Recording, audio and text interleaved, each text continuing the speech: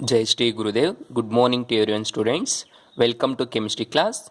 Now in this class we are going to study the next concept, measurement of delta H. The delta H is called as change in enthalpy.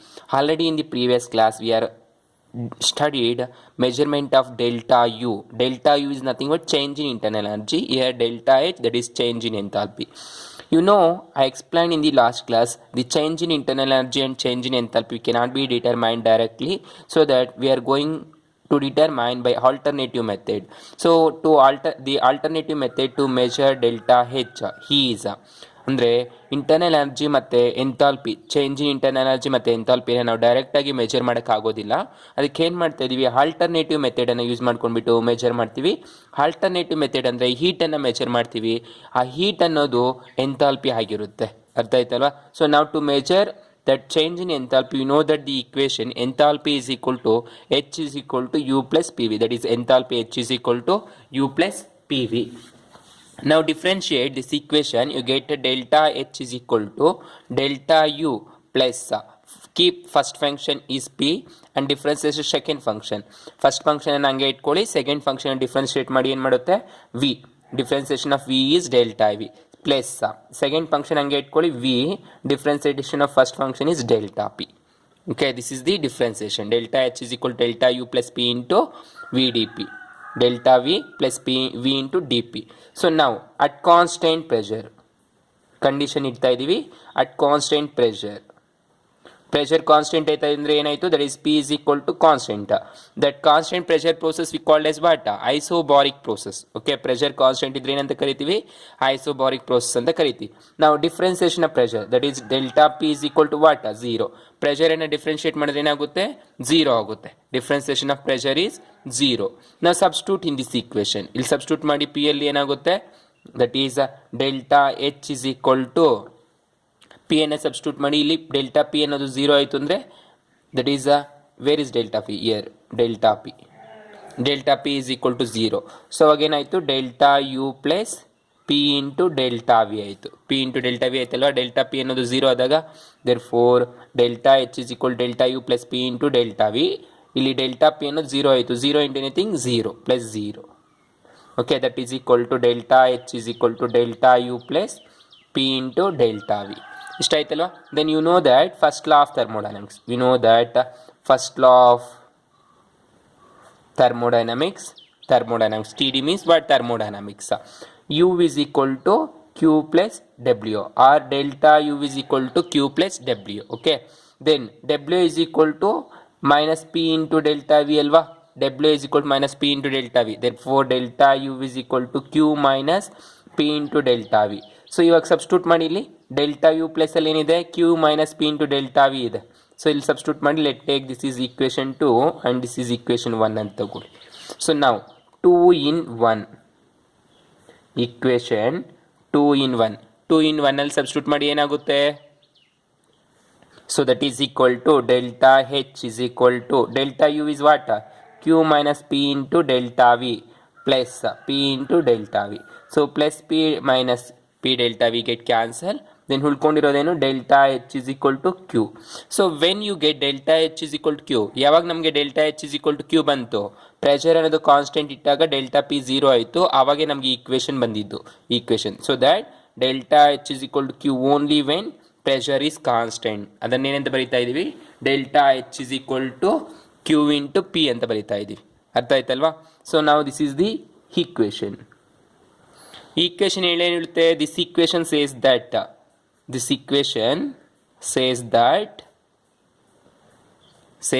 observe change in enthalpy is equal to amount of heat absorbed or liberated when pressure is constant. then ಹೇಳ್ತಿದೆ change in enthalpy delta H ಅಂದ್ರೆ ಏನು, change in enthalpy, that is equal to Q means quantity of heat absorbed or evolved is equal at constant pressure. ಅಂದರೆ ಎಷ್ಟು change in enthalpy ಇದೆಯೋ ಅದು amount of heat ಎಷ್ಟು observe ಮಾಡ್ಕೋಬೋದು ಅಥವಾ liberate ಮಾಡ್ಕೋಬೋದು, ಯಾವಾಗ ಪ್ರೆಷರ್ ಕಾನ್ಸ್ಟೆಂಟ್ ಇದ್ದಾಗ ಅದಂತ ಹೇಳುತ್ತೆ. So okay, it says that amount of heat Q, amount of heat absorbed or liberated when pressure is constant. Pressure and the constant is the what? Change in enthalpy. Is the change in enthalpy. Okay, that is the explanation of this equation. That is, this equation says that amount of heat absorbed or evolved when pressure is constant is equal to what? Change in enthalpy. Okay, like that ಈ ಥರ ನಾವು ಹೀಟನ್ನು measure ಮಾಡ್ತೀವಿ pressure constant ಇಟ್ಕೊಂಡು, ಆವಾಗ ಏನಾಗುತ್ತೆ? Delta ಹೆಚ್ಚಾಗುತ್ತೆ. So this process is carried in calorimeter. Okay, that is carried in calorimeter. ನಾವು ಇದನ್ನು ಏನು ಮಾಡ್ತೀವಿ? ಹೀಟನ್ನು ಯಾವ್ದ್ರಲ್ಲಿ ಮೆಜರ್ ಮಾಡ್ತೀವಿ? ಕ್ಯಾಲೋರಿಮೀಟರನ್ನು ಯೂಸ್ ಮಾಡ್ಕೊಂಡು ಮೆಜರ್ ಮಾಡ್ತೀವಿ. ಅದೇ ರೀತಿ ಇಂಟರ್ನಲ್ ಎನರ್ಜಿ ಯಾವ್ದು ಯೂಸ್ ಮಾಡ್ಕೊಂಡು ಮೆಜರ್ ಮಾಡ್ತಾ ಇದ್ವಿ? Bomb calorimeter. ಓಕೆ, ನಾವು the calorimeter is consist like that. Observe the diagram. The calorimeter consist of foamed polystyrene cup. That is fumed polystyrene cup. I am writing here. The calorimeter is consist of fumed polyester cup. This is the fumed polystyrene cup.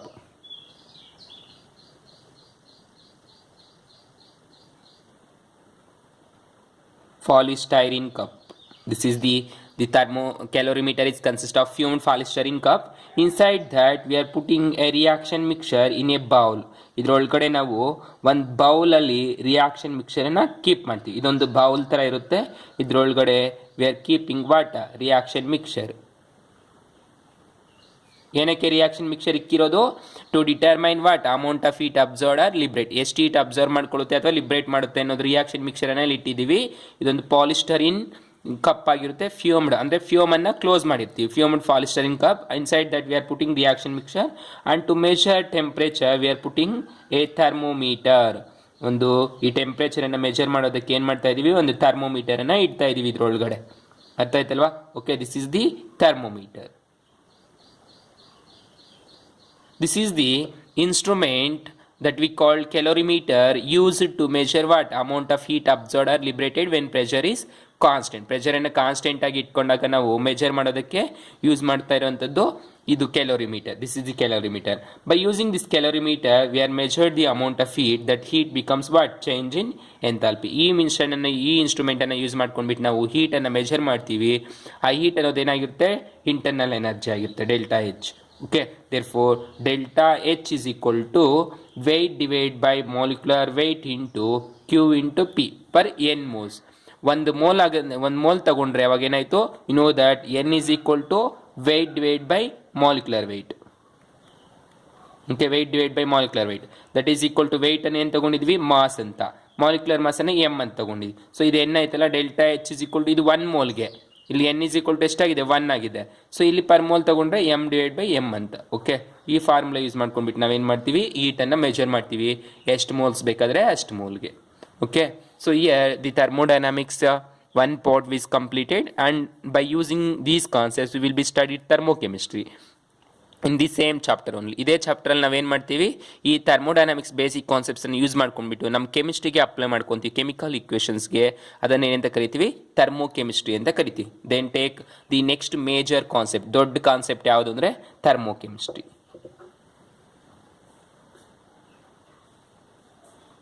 Thermodynamics ಎಲ್ಲ ಇದು new concept ಥರ್ಮೋಕೆಮಿಸ್ಟ್ರಿ. ಅರ್ಥ ಆಯ್ತಲ್ಲ? So ಥರ್ಮೋಕೆಮಿಸ್ಟ್ರಿ ಅನ್ನೋದು branch of chemistry. It is A branch of chemistry. It deals with exchange of heat between two systems. Okay, it is also defined as, ಇದು ಇನ್ನೂ ಒಂದು ರೀತಿ define ಮಾಡ್ಬೋದು. That is the thermochemistry is a branch of chemistry which gives about the information of heat exchange between various physical and chemical transformations. ಅರ್ಥ ಆಯ್ತಲ್ವಾ? ನಾವು thermodynamics ಅನ್ನು ಓದಿದ್ವಿ. Thermodynamics ಅನ್ನೋದು ಬ್ರಾಂಚ್ ಆಫ್ ಸೈನ್ಸ್ ಅಂತ ಹೇಳಿದ್ವಿ, ನಾಟ್ ಬ್ರಾಂಚ್ ಆಫ್ ಕೆಮಿಸ್ಟ್ರಿ. ಅರ್ಥ ಆಯ್ತಲ್ಲ? Thermodynamics ಅನ್ನೋದು ಬ್ರಾಂಚ್ ಆಫ್ ಸೈನ್ಸ್ ಆಯಿತು. ಅಂದರೆ ಫಿಸಿಕ್ಸಲ್ಲಿ ಯೂಸ್ ಮಾಡ್ತೀವಿ, ಕೆಮಿಸ್ಟ್ರಿಯಲ್ಲಿ ಯೂಸ್ ಮಾಡ್ತೀವಿ. ಥರ್ಮೋಡೈನಾಮಿಕ್ಸ್ ಅದೇ ರೀತಿ ಒಂದು ಬ್ರಾಂಚ್ ಇದೆ. ಅದೇ ರೀತಿ ಎಲೆಕ್ಟ್ರಾನಿಕ್ಸಲ್ಲಿ ಮತ್ತು ಕ್ವಾಂಟಮಲ್ಲಿ, ಇದೇ ರೀತಿ ಮೆಕ್ಯಾನಿಕಲಲ್ಲಿ ಎಲ್ಲ ಯೂಸ್ ಮಾಡ್ತೀವಿ. ಇವಾಗ ನಾವು ಪ್ಯೂರ್ ಆಗಿ ಥರ್ಮೋಕೆಮಿಸ್ಟ್ರಿಗೆ ಬಂದಿದ್ದೀವಿ. ಸೊ ಥರ್ಮೋಕೆಮಿಸ್ಟ್ರಿಯನ್ನು ಯಾವ ಥರ ಡಿಫೈನ್ ಮಾಡ್ಬೋದು? It is A branch of chemistry which gives the information about heat exchange during A various physical and chemical transformation. Okay, it is A branch of chemistry deals or which gives information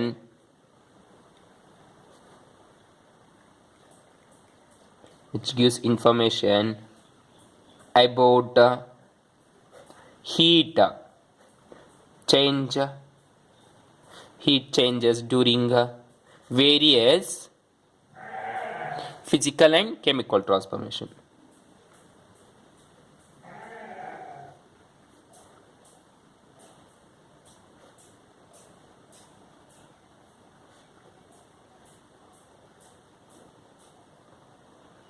okay, various physical and chemical transformations ಅಲ್ಲಿ ಏನು heat exchange ಆಗುತ್ತೆ ಅನ್ನೋದ್ರ ಬಗ್ಗೆ ಹೇಳುತ್ತೆ. That we called what thermochemistry. And remember, all physical and chemical transformation is occur only by exchange of heat. Okay, all physical and chemical,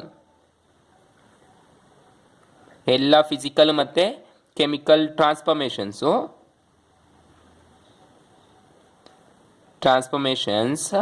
is occur either by absorption or liberation of heat. ಎಲ್ಲ physical ಮತ್ತು chemical transformations ಏನಾಗುತ್ತೆ, ಹೀಟನ್ನು observe ಮಾಡ್ಕೋಬಹುದು ಅಥವಾ liberate ಮಾಡ್ಕೋಬಹುದು.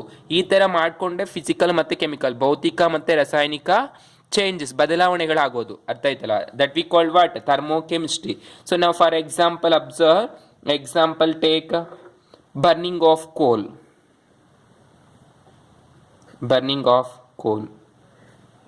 liberates heat. Coal burn ಆಗೋದು ತಗೊಂತೀವಿ ಅನ್ಕೊಳ್ಳಿ. ಕೋಲ್ ಮೀನ್ಸ್ ವಾಟ್, ಕಲ್ಲಿದ್ಲು ಬರ್ನ್ ಆಗೋದು ನಾವು ತಗೊಂಡಾಗ ಏನಾಗುತ್ತೆ, ಹೀಟ್ ಅನ್ನೋದು ಲಿಬ್ರೇಟ್ ಆಗ್ತಾ ಇರುತ್ತೆ. ಎಕ್ಸಾಂಪಲ್ ನೋಡಿ, ನೀವು ಡಾಂಬರ್ ನೋಡಿರ್ತೀರ, ಟಾರ್ ಅಂತ ಹೇಳ್ತೀವಲ್ಲ, ರೋಡ್ಗೆ ಹಾಕಿರುವಾಗ ಅದು ಹೀಟನ್ನು ಅಬ್ಸರ್ವ್ ಮಾಡ್ಕೊಂಡು ಏನಾಗ್ತಾ ಇರುತ್ತೆ, ಹಬೆಯನ್ನು ಕೊಡ್ತಾ ಇರುತ್ತೆ. That is liberation of heat example. ಅದೇ ರೀತಿ ನೋಡಿ, when potassium nitrate KNO3 is dissolved in water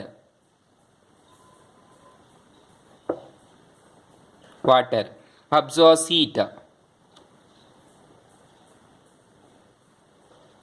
absorbed heat. Potassium nitrate ಏನಾದರೂ ನೀವು ವಾಟರಲ್ಲಿ ಡಿಸಾಲ್ವ್ ಮಾಡಬೇಕಂದ್ರೆ ಹೀಟ್ ಸಪ್ಲೈ ಮಾಡಬೇಕು. ಯೂಶ್ವಲ್ ಆಗಿ ನೋಡಿ, ಸಾಲ್ಟನ್ನು ತೊಗೊಂಡೋಗ್ಬಿಟ್ಟು ವಾಟರಲ್ಲಿ ಹಾಕಿದಾಗ ಕರ್ಗೋಗ್ಬಿಡುತ್ತೆ ಸಾಲ್ಟು. ಅದೇ ಶುಗರ್ ಹಾಕಿದ್ರೂ ಕರ್ಗೋಗುತ್ತೆ. ಆದರೆ ಸಟನ್ ಸ್ಟೇಜ್ವರೆಗೂ ಮತ್ತೆ ಏನು ಮಾಡಬೇಕು, ನಾವು ಹೀಟನ್ನು ಸಪ್ಲೈ ಮಾಡಬೇಕು. ಬಟ್ ಇಲ್ಲಿ ಪೊಟ್ಯಾಷಿಯಂ ನೈಟ್ರೇಟನ್ನು ನಾವು ವಾಟರ್ಗೆ ಹಾಕಿದ್ರೆ ಕರ್ಗೋದಿಲ್ಲ. ಕರ್ಗಬೇಕು ಅಂದರೆ ಏನು ಮಾಡಬೇಕು, ಹೀಟನ್ನು ಸಪ್ಲೈ ಮಾಡಬೇಕು. ಅರ್ಥ ಆಯ್ತಲ್ಲ? ಸೊ ಇಲ್ಲಿ ಹೀಟ್ ಲಿಬ್ರೇಟ್ ಆಗುತ್ತೆ, ಇಲ್ಲಿ heat observe ಮಾಡ್ಕೊಳುತ್ತೆ.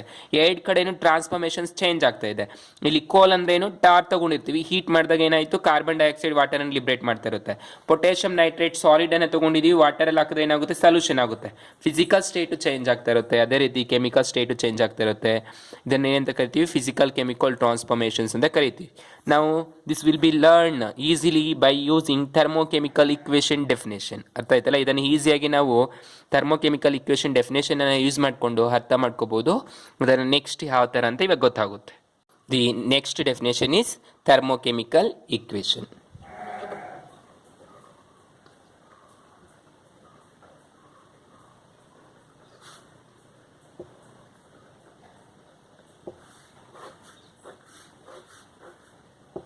Okay, thermochemical equation.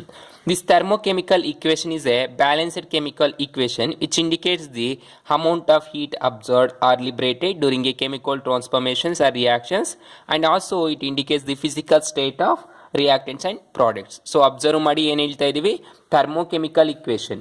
It is a balanced chemical equation. Thermochemical equation is a balanced.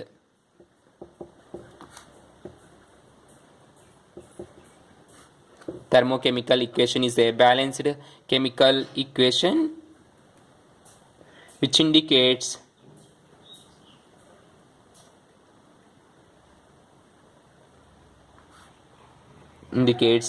the amount of heat absorbed or liberated during a chemical changes or a chemical reaction, during a chemical reaction, and also indicates physical state of physical state of reactants and products. Okay, so ಏನು ಹೇಳ್ತಿದೆ, thermochemical equation ಅನ್ನೋದೊಂದು balanced chemical equation ಆಗಿರುತ್ತೆ. ಅದೇ ರೀತಿ ಇದು physical ಮತ್ತು chemical ಸ್ಟೇಟನ್ನು indicates ಮಾಡುತ್ತೆ, reactants ಪ್ರಾಡಕ್ಟ್ಸ್ನ, ಮತ್ತು ಎಷ್ಟು ಹೀಟ್ ಅಬ್ಸರ್ವ್ ಮಾಡ್ಕೊಳ್ಳುತ್ತೆ, ಅದೇ ರೀತಿ ಲಿಬ್ರೇಟ್ ಮಾಡ್ಕೊಳ್ಳುತ್ತೆ ಅಂತ ಹೇಳುತ್ತೆ. For example, observe if A reaction we are taking carbon solid is reacts with oxygen gas, that gives rise to what? Carbon dioxide gas. Here delta H, amount of heat liberated, is equal to minus 393.5 kilojoules per mole.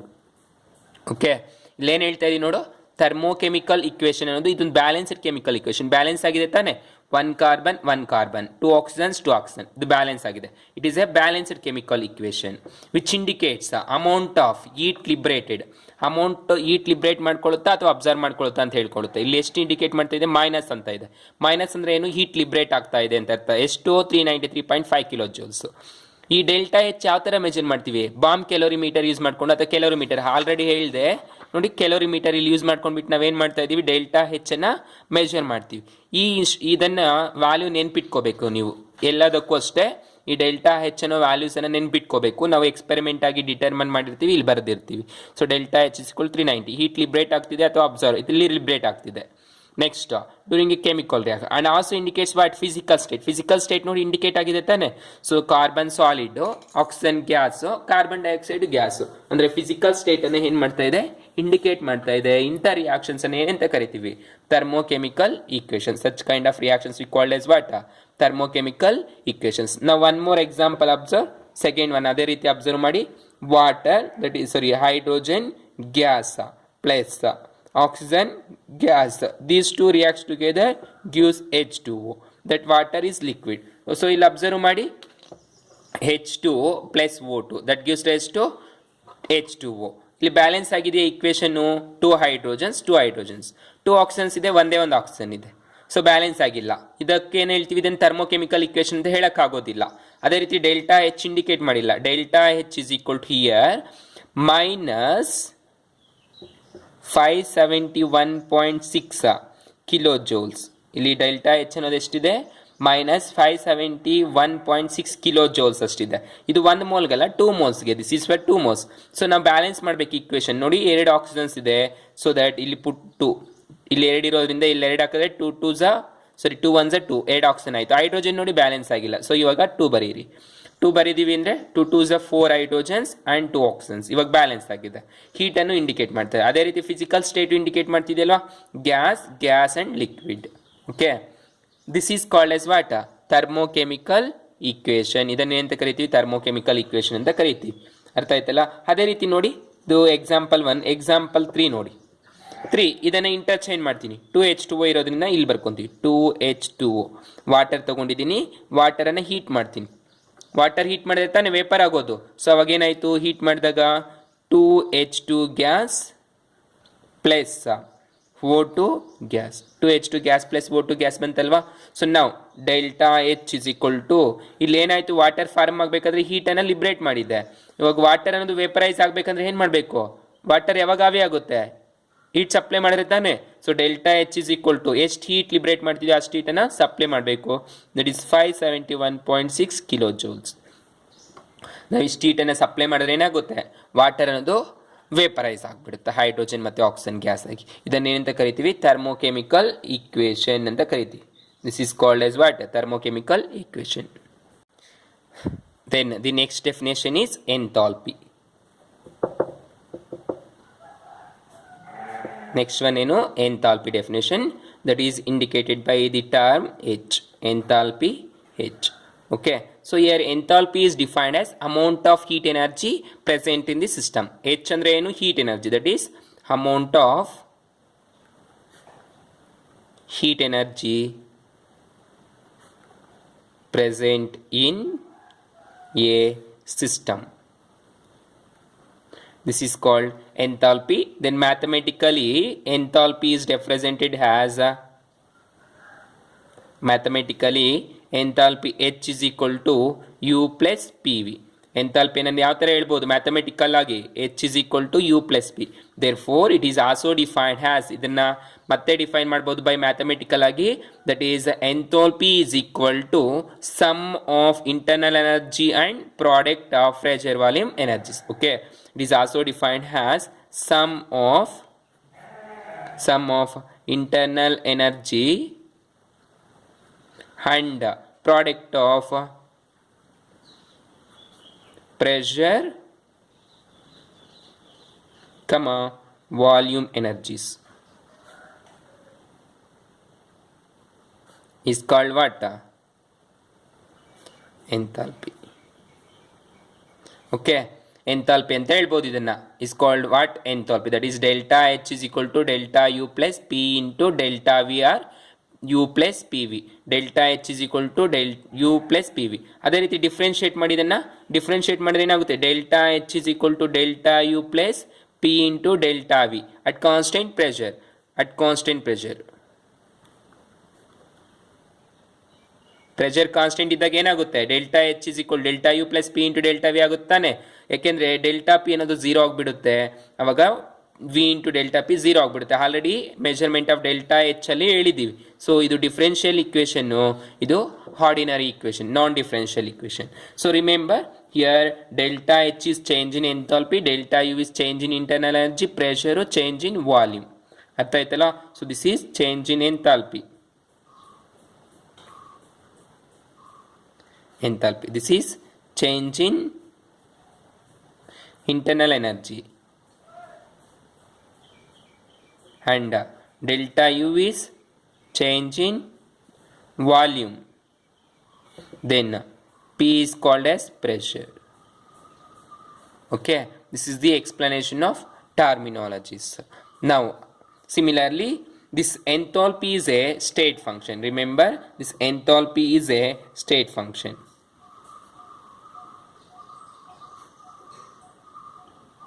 Enthalpy ಅನ್ನೋದೇನು?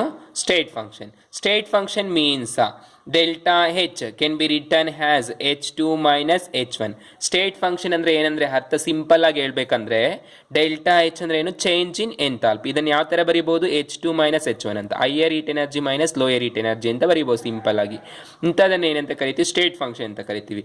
ಈ ಥರ ಬರೆಯೋಕ್ಕಾಗಲ್ಲ ಅಂದರೆ ಅದನ್ನು path function ಅಂತ ಕರಿತೀವಿ. For example heat ಅಥವಾ work ಅನ್ನೋದು, heat ಅನ್ನೋದೇನು? Q ಅಂತ ಕರಿತೀವಿ.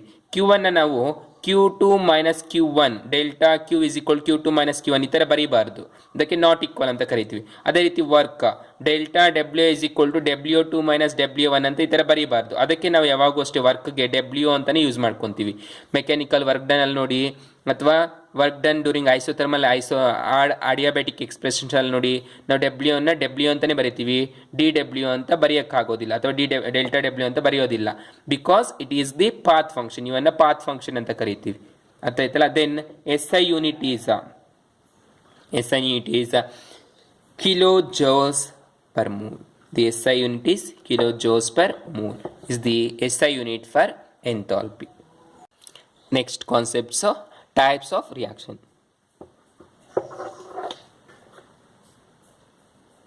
Types of reaction. Okay, already in enthalpy we are learned amount of heat absorbed or liberated, that we called as what? enthalpy ಅನ್ನೋದು heat change ಆಗೋದು, ಅದು ಅಬ್ಸರ್ವ್ ಮಾಡ್ಕೋಬಹುದು ಅಥವಾ ಲಿಬ್ರೇಟ್ ಮಾಡ್ಕೋಬಹುದು. ಅದರ ಬೇಸ್ ಮೇಲೆ ಏನು ಮಾಡ್ತಾ ಇದೀವಿ ನಾವು?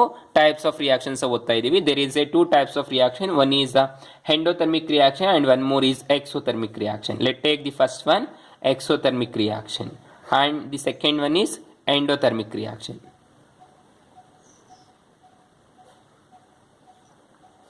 Exothermic reaction and endothermic reaction. So first one targoli, exothermic reaction. Exothermic reaction is nothing but it is a reaction which takes place by the liberation of heat. Okay, it is a reaction, it takes place by liberation of heat. Exothermic reaction ಅಂದ್ರೆ ಏನು? liberation of heat. ಹೀಟನ್ನು liberate ಆಗ್ತಾ ಇರುತ್ತೆ, ಅಂಥ reactions ಏನಂತ ಕರಿತೀವಿ? Exothermic reaction ಅಂತ ಕರಿತೀವಿ. Example ಹೇಳಬೇಕಂದ್ರೆ, observe carbon plus oxygen, that gives rise to what? Carbon dioxide. This is gas, oxygen is also gas, carbon is solid. So here delta H is equal to how much? I told you here minus 393.5 kilojoules per mole. That is minus 393.5 kilojoules per mole. 1 mole ಗೆ ಎಷ್ಟು heat liberate ಆಗ್ತಿದೆ this much. So liberation of heat is called as what? Exothermic reaction. In exothermic reaction delta H is equal to what? Negative. Exothermic reactions ಅಲ್ಲಿ ಏನಿರುತ್ತೆ delta H ಅನ್ನೋದು negative ತಾನೆ. So that is the definition. Exothermic reaction ಅಂದ್ರೆ ಏನು? It is a reaction in which heat is liberation takes place or liberation of heat is takes place. ಅದೇ ರೀತಿ endothermic reaction ಅಂದ್ರೆ ಏನು? It is a chemical reaction which takes place by absorption of heat.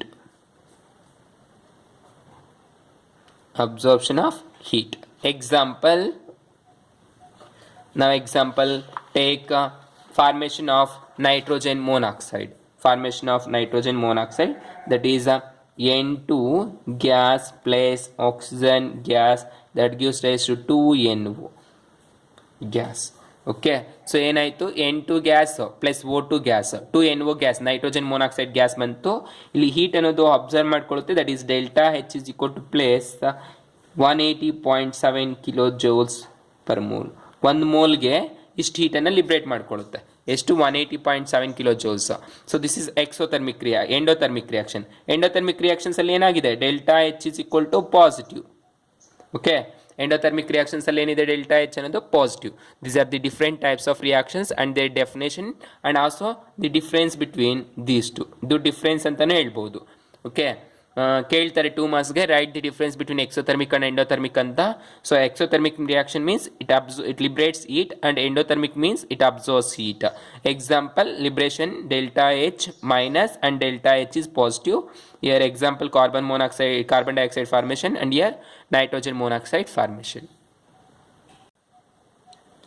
Then next concept is change in enthalpy.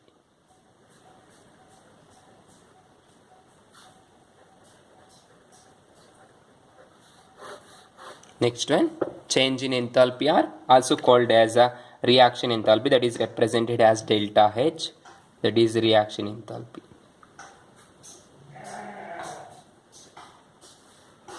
Change in enthalpy ಅಥವಾ reaction enthalpy ಕರಿತೀವಿ. So now change in enthalpy ನೋಡಿ, change in enthalpy or reaction enthalpy, it is defined as amount of heat energy liberated or absorbed in a chemical reaction to convert reactants into products or products to reactants. Or it is also defined as enthalpy change that occur to convert reactants to products. Change in enthalpy ಅಂದ್ರೆ ಏನು? Enthalpy change that occur to convert reactants into products. Reactants ಅನ್ನೋದು products ಆಗಿ convert ಆಗಬೇಕಾದ್ರೆ ಎಷ್ಟು heat ಬೇಕು ಅದನ್ನ ಏನಂತ ಕರಿತೀವಿ? ಎಂಥಾಲ್ಪಿ ಚೇಂಜ್ ಅಂತ ಕರಿತೀವಿ. For example, observe, if there is a reactant R is converted into what? Product. Reactant R ಅನ್ನೋದು ಏನಾಗ್ತಿದೆ? ಪ್ರಾಡಕ್ಟ್ ಪಿ ಆಗಿ ಕನ್ವರ್ಟ್ ಆಗ್ತಿದೆ.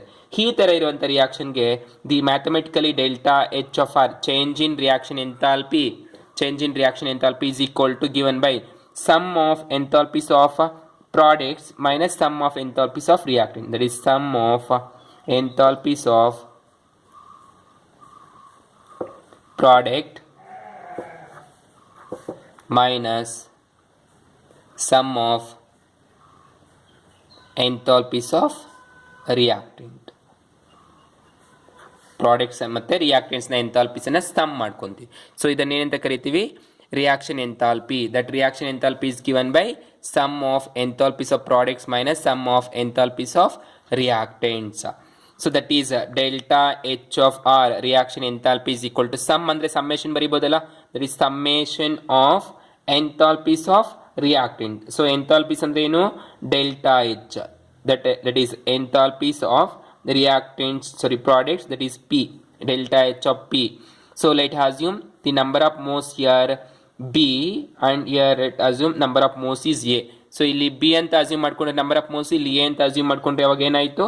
products A, number of moles A ಅನ್ನೋದು ಹೈ ಅಂತ ತಗೊಂತಾ ಇದೀವಿ, ಎಷ್ಟಿದೆಯೋ ಅಷ್ಟು ಮೋಲ್ಸು products minus sum of enthalpies of reactants are the moles is B, I. Number of moles B ಎಷ್ಟಿದೆ ಐ ಎಷ್ಟಿದೆ ಅರ್ಥ ಆಯ್ತಲ್ಲ. ಇದು ಮ್ಯಾಥಮೆಟಿಕಲ್ ಆಗಿ ರೆಪ್ರೆಸೆಂಟ್ ಮಾಡೋದು. ಇಲ್ಲಿ ಎ ಐ ಮತ್ತು ಬಿ ಐ ಅನ್ನೋದೇನು number of moles of products minus reactant X respectively. That is A I and B I are number of moles of I means what? Products. Sorry, AI means products and BI means reactants respectively.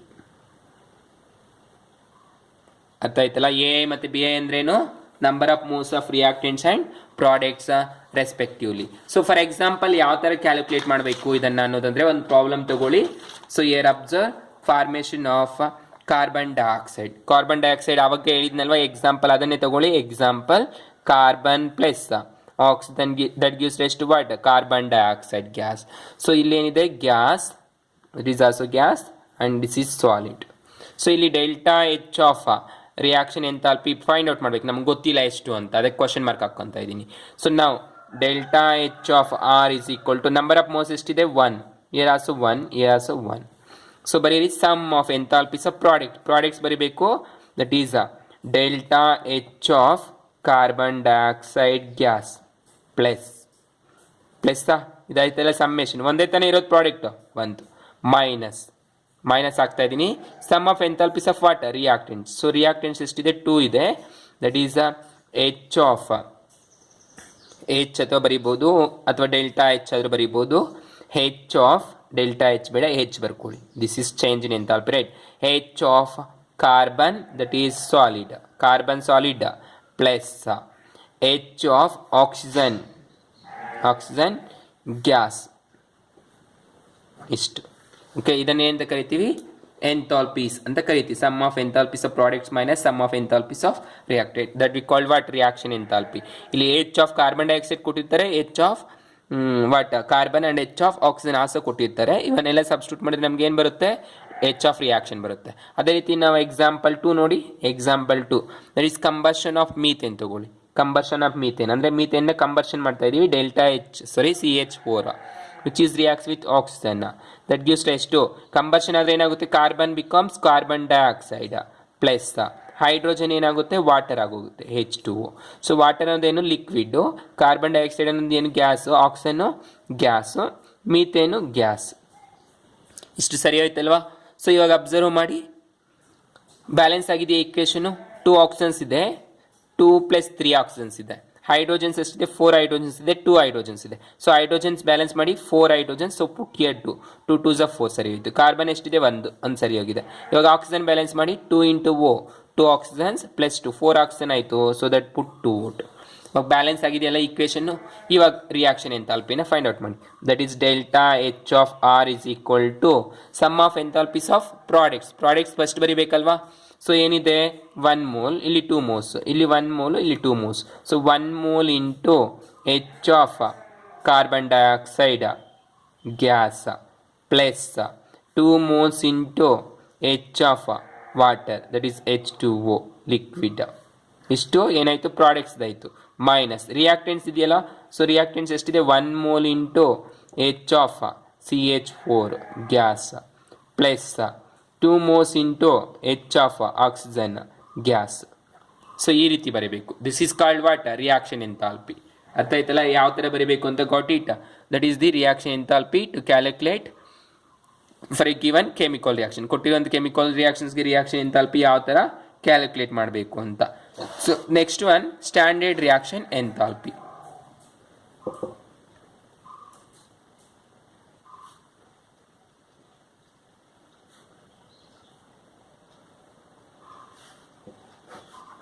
Standard reaction enthalpy. Reaction enthalpy ಯಾವ ಥರ indicate ಮಾಡಿದ್ವಿ? Delta H. Standard reaction enthalpy means delta H of nought. ಮೇಲೆ nought ಅಂತ ಬರೀತಾ ಇದ್ದೀವಿ ಅಂದರೆ ಏನರ್ಥ? This is called what? Nought. That indicates what? Standard. So ಇಲ್ಲಿ ಸ್ಟ್ಯಾಂಡರ್ಡ್ ರಿಯಾಕ್ಷನ್ ಎಂಥಾಲ್ಪಿಗೂ ಮತ್ತು ಎಂಥಾಲ್ಪಿಗೂ ಏನಂದರೆ ಚೇಂಜು. ನಾವು ಸ್ಟ್ಯಾಂಡರ್ಡ್ ರಿಯಾಕ್ಷನ್ ಎಂಥಾಲ್ಪಿಯಲ್ಲಿ ಸ್ಟ್ಯಾಂಡರ್ಡ್ ಕಂಡೀಷನ್ನ ಇಟ್ಟಿರ್ತೀವಿ. That standard condition is 298 Kelvin temperature and 1 bar pressure. ಅರ್ಥ ಆಯ್ತಲ್ಲ? So standard reaction enthalpy is defined as. ಯಾವ ಥರ ಡಿಫೈನ್ ಮಾಡ್ಬೋದು ಅಂದರೆ ಸ್ಟ್ಯಾಂಡರ್ಡ್ ರಿಯಾಕ್ಷನ್ ಎಂಥಾಲ್ಪಿಯನ್ನು the enthalpy change for a chemical reaction when all participating substances. It means reactants and products are in standard state of 298 Kelvin and 101 atmosphere pressure or 1 bar pressure. Okay, ಇಲ್ಲಿ ಏನಂತ ಕರೀಬಹುದು, define ಮಾಡಬಹುದು. Enthalpy change defined as, it is defined as the enthalpy change, ಇದೇ ರೀತಿ enthalpy change that occur to convert reactants into products in its standard state. Standard state ಅಂದ್ರೆ ಏನು? That is standard state of 298 Kelvin temperature. 298 Kelvin temperature and 1 bar pressure. 1 bar pressure. 1 bar pressure ಅಂದ್ರೆ ಏನು? 101.3 kilo pascal pressure. ಅರ್ಥ ಆಯ್ತಲ್ವಾ? ಇದನ್ನೇನಂತ ಕರಿತೀವಿ ಅಂದರೆ standard reaction enthalpy ಅಂತ ಕರಿತೀವಿ. Okay, standard reaction enthalpy means enthalpy change that occur to converts reactants into products in its standard state. Standard ಸ್ಟೇಟಲ್ಲಿ convert ಮಾಡ್ತಾ ಇದ್ದೀವಿ ಅಂದರೆ ಅದನ್ನೇಂತ ಕರಿತೀವಿ? ಸ್ಟ್ಯಾಂಡರ್ಡ್ ರಿಯಾಕ್ಷನ್ ಎಂಥಾಲ್ಪಿ ಅಂತ ಕರಿತೀವಿ. For example at 298 Kelvin and 1 bar pressure to convert carbon plus oxygen that becomes carbon dioxide.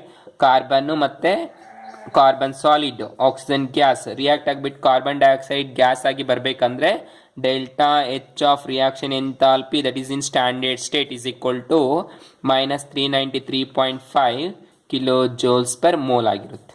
ಅರ್ಥ ಆಯ್ತಲ್ಲ? Standard ಸ್ಟೇಟಲ್ಲಿ ಯಾವುದರಲ್ಲಿ 298 ಕೆಲ್ವಿನ್ ಮತ್ತು 1 ಬಾರ್ ಪ್ರೆಷರಲ್ಲಿ ನಾವು ಕಾರ್ಬನ್ ಮತ್ತು ಆಕ್ಸಿಜನ್ ರಿಯಾಕ್ಟ್ ಆಗಿ ಕಾರ್ಬನ್ ಡೈಆಕ್ಸೈಡ್ ಗ್ಯಾಸಾಗಿ ಕನ್ವರ್ಟ್ ಮಾಡಬೇಕಾದ್ರೆ ಡೆಲ್ಟಾ ಎಚ್ ಆಫ್ ರಿಯಾಕ್ಷನ್ ಎಷ್ಟಿರುತ್ತೆ? 393.3 ಕಿಲೋ ಪ್ಯಾಸ್ಕಲ್ಸ್ ಅಷ್ಟು ಇಷ್ಟು ಇರುತ್ತೆ. ಅರ್ಥ ಆಯ್ತಲ್ಲ? So this is called reaction enthalpy and standard reaction enthalpy. Okay, so I hope students you are understanding well.